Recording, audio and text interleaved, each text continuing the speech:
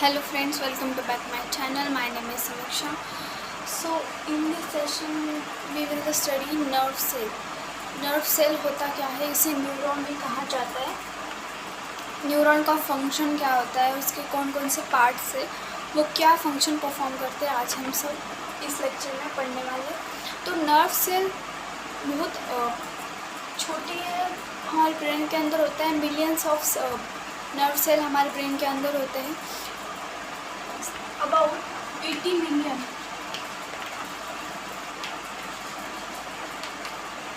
About 80 million neurons हमारे brain के अंदर प्रेजेंट होते हैं.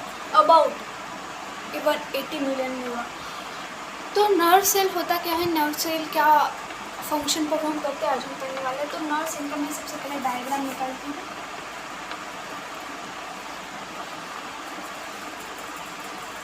डायग्राम की हेल्प से समझ लेते हैं. मुझे इतनी अच्छी डायग्राम नहीं आती.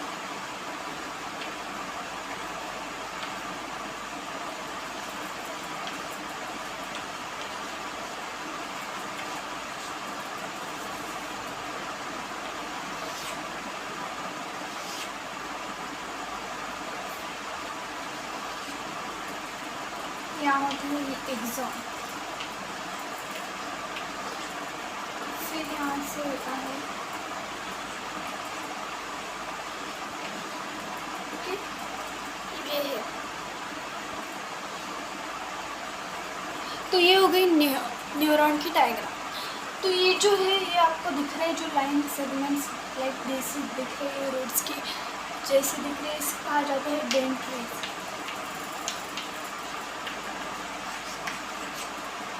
इसे कहा जाता है डेंड्राइट्स. डेंड्राइट्स का फंक्शन क्या है, वो जो केमिकल इम्पल्सेस है वो कंडक्ट कर लेती है. कौन से भी केमिकल इम्पल्सेस है वो डेंड्राइट जो है कंडक्ट कर लेती है. डेंड्राइट्स का फंक्शन क्या है, conduct the chemical impulses.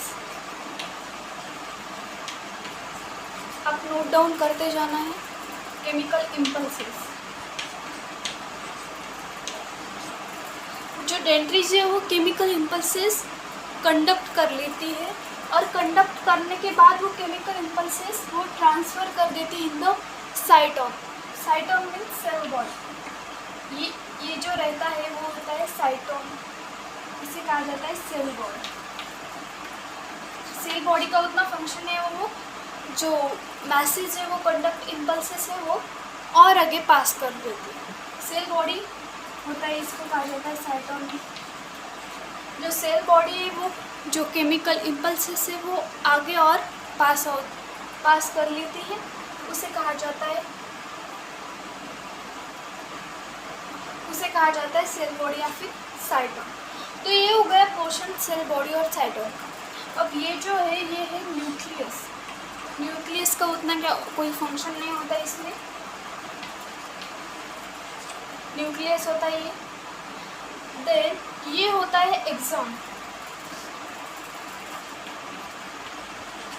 Axon का भी फिर वो फंक्शन है, वो क्या करता है, अपने पास से जो केमिकल इम्पल्सेस अपने पास आए वो फिर ट्रांसफ़र कर देता है अवधि एक्सॉन टर्मिनल से.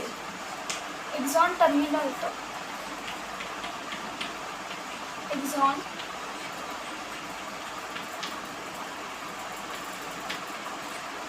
एक्सॉन टर्मिनल तक वो इम्पल्सेस पास कर लेता है. जब एक्सॉन टर्मिनल आता है तो इसे सिनेप्स भी कहा जाता है. जब एक्सॉन टर्मिनल आता है, जो सिनेप्स है वो जो कंडक्ट इम्पल्सेस है, जो कंडक्ट किए थे डेंड्राइट्स ने, केमिकल इम्पल्सेस या फिर मैसेज है या फिर इंफॉर्मेशन है, वो सिनेप्स अदर न्यूरॉन को ट्रांसफ़र कर देती है. दो न्यूरॉन के सिनेप्स जो है वो जॉइन होते हैं. यहाँ पे होता है हमारा सिनेप्स.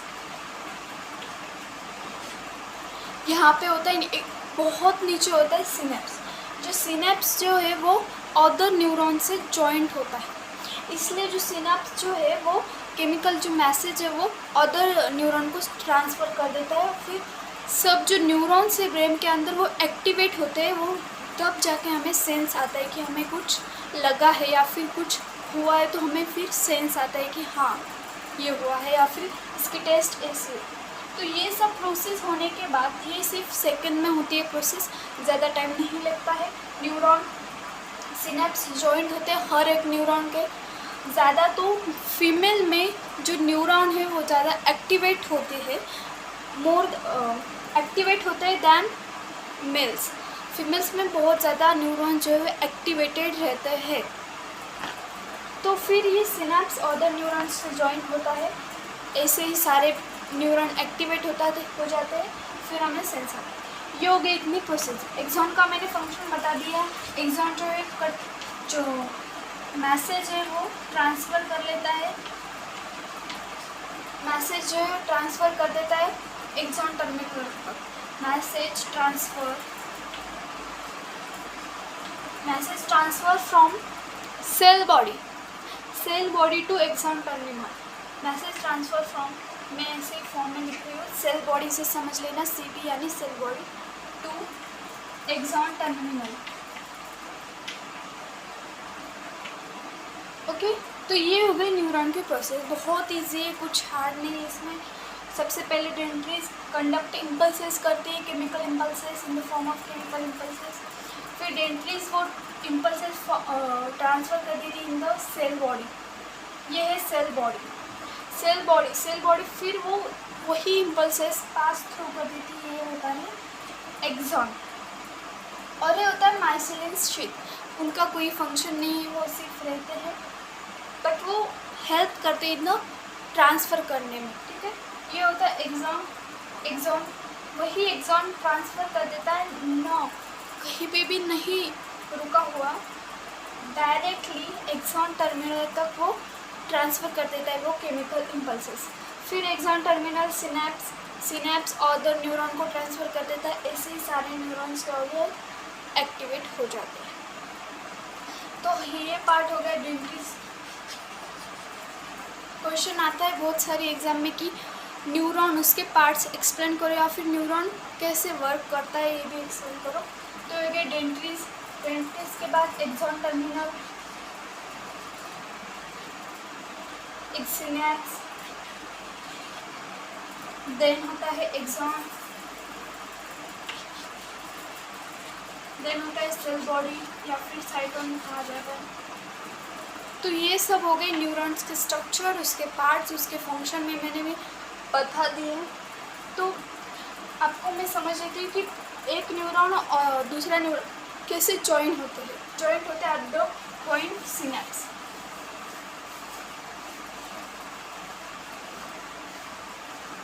ये देख लेते हैं कैसे जॉइंट होते हैं। लुक एट दिस, ये न्यूरॉन है,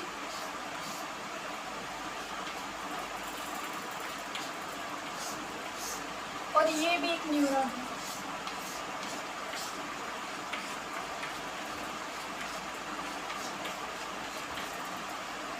ये भी एक न्यूरॉन है। इनके जो सिनेप्स है वो ऐसे जॉइंट रहते हैं, ये अदर न्यूरॉन्स जॉइंट होते हैं। इनके जो सिनेप्स है वो ऐसे जॉइंट होते हैं, इसलिए इसे कहा जाता है सिनेप्स। इसलिए जो मैसेज है वो अदर न्यूरॉन से ट्रांसमिट किया जाता है। आई बात समझ में? तो हमने पढ़ा नर्व सेल या फिर न्यूरॉन, उसके टाइप्स, उसके पार्ट्स, उनका फंक्शन क्या होता है, कैसे फंक्शन परफॉर्म कैसे करते हैं इन द ब्रेन। तो ये सब कंडीशन होती है हमारे ब्रेन के अंदर। So thanks for watching this video. Please subscribe my channel.